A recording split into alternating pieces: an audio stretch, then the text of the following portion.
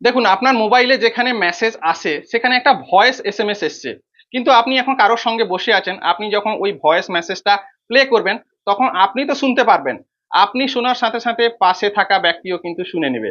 তাই আজকে এমন একটা সেটিং দেখিয়ে দিব, ওই মেসেজটা আপনি প্লে না করে পড়ে নিতে পারবেন, পাশের ব্যক্তি জানতেও পাবে না। আমি আমার মোবাইলের মেসেজ বক্সে ক্লিক করলাম, মেসেজ বক্সে ক্লিক করার পর যেখান থেকে যার কাছ থেকে মেসেজটা এসছে ওখানে ক্লিক করলাম, তারপরে দেখুন এই ভয়েস এসএমএসটা আমার কাছে এসছে। আমি যদি এটাকে প্লে করি পাশের ব্যক্তি কিন্তু শুনে নেবে, আমি এটাকে প্লে করব না, কি করব, দেখুন এখানে লেখা আছে ভিউ ট্রান্সক্রিপ্ট, এখানে ক্লিক করলাম। এখানে যখন আমি ক্লিক করব, এখানে মেসেজের ভিতরে কি আছে সেই বার্তাটা কিন্তু উপরে লেখা আছে, এখানে লেখা আছে hi Lokesh, how are you today, আমি পড়ে নিতে পারলাম বিনা প্লে করে। এবার সেটিংসটা কি, আপনি আপনার মোবাইলের মেসেজ বক্সে ক্লিক করুন, তারপর এই প্রোফাইলে ক্লিক করুন, প্রোফাইলে ক্লিক করার পর মেসেজের সেটিংস এখানে ক্লিক করুন। এখানে ক্লিক করার পর একটু নিচের দিকে চলে আসুন, নিচের দিকে আসার পর এখানে দেখুন লেখা আছে ভয়েস মেসেজ ট্রান্সক্রিপশন, এখানে ক্লিক করুন।